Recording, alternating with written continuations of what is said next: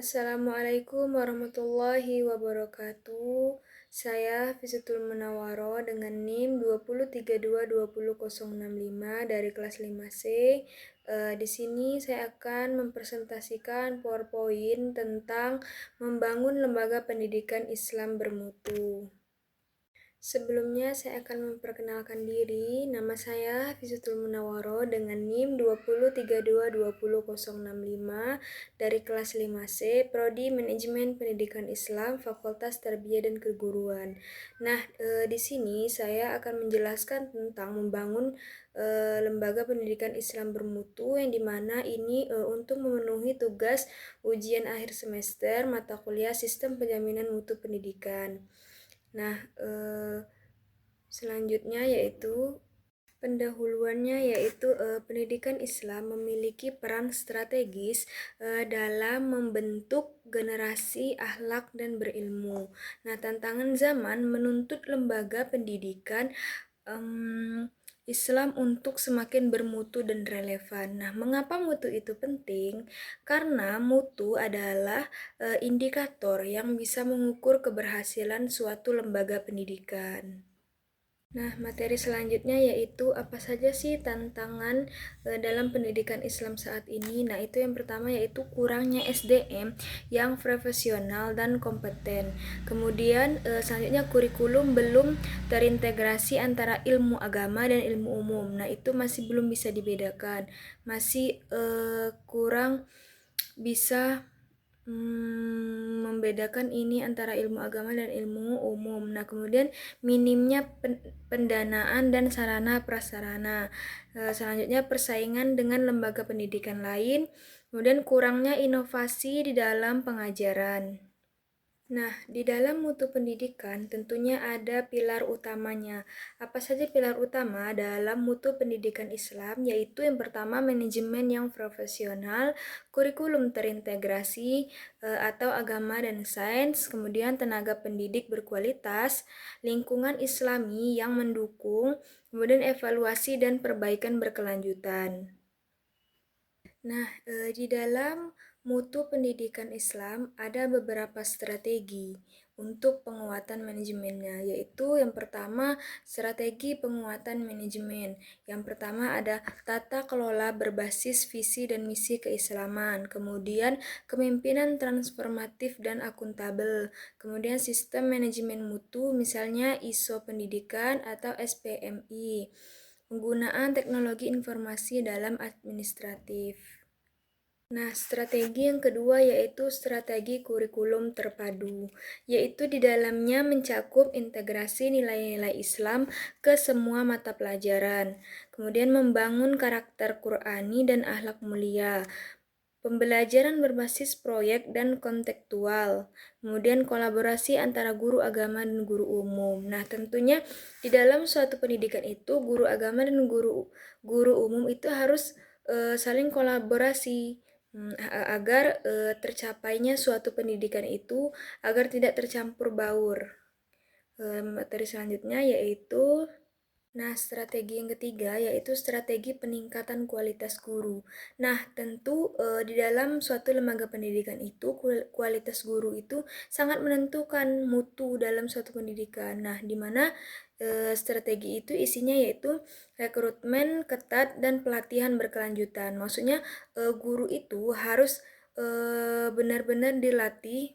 Sekolah itu harus memberikan pelatihan ke guru itu supaya guru itu semakin profesional, semakin kualitas mengajarnya itu bisa meningkat untuk mutu dalam pendidikan. Kemudian sertifikasi dan jenjang karir profesional, program monitoring dan supervisi akademik, kemudian spirit dakwah dan keteladanan dalam mengajar. Nah, itu sangat penting di dalam suatu lembaga pendidikan supaya sekolah itu bermutu. Strategi selanjutnya yaitu strategi yang keempat, yaitu strategi sarana dan lingkungan Islami. Nah, yaitu fasilitas. Yang pertama itu fasilitas yang mendukung pembelajaran aktif dan ibadah. Nah, contohnya sekolah itu ada masjidnya, kemudian ada tempat ibadahnya, kemudian ada tempat pembelajaran yang memang menjuru kepada Islam, kitab-kitab, dan sebagainya. Kemudian lingkungan sosial yang Islami, adab, tata tertib, budaya yang saling menghormati. Nah, tentunya sekolah itu memiliki lingkungan sosial yang Islami. Dengan adanya lingkungan sosial yang Islami, tentu membantu para guru, para karyawan, para siswa itu dalam menjalankan kegiatan yang mengarah kepada Islami. Kemudian pemanfaatan teknologi dalam proses belajar mengajar. Nah, contohnya bisa Google Classroom, Zoom. Nah, itu bisa memanfaatkannya dengan adanya teknologi itu bisa membantu proses pembelajaran dimanapun. Materi yang selanjutnya yaitu monitoring dan evaluasi. Nah, di dalamnya yaitu evaluasi berkala terhadap capaian akademik dan akhlak. Kemudian survei kepuasan orang tua dan siswa.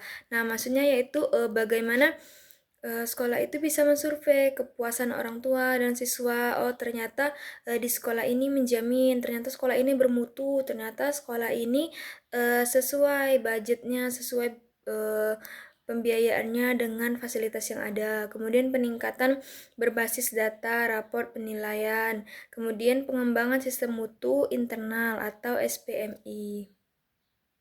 Nah, pendidikan Islam bermutu itu bukan hanya sekadar cita-cita, tapi keniscayaan. Diperlukan sinergi seluruh elemen seperti yayasan, orang tua, guru, siswa, masyarakat, staf. Nah, itu sangat penting, sangat harus berkolaborasi antara semua masyarakat atau semua staf-staf, semua guru, semua people yang ada di suatu lembaga pendidikan itu supaya mereka berkolaborasi untuk mencapai pendidikan yang bermutu supaya sekolah lembaga pendidikan itu lebih maju, lebih unggul dan tentunya berbasis Islami sehingga membuat para peserta didik selanjutnya itu tertarik untuk melakukan atau mendaftarkan dirinya di sekolah yang bermutu.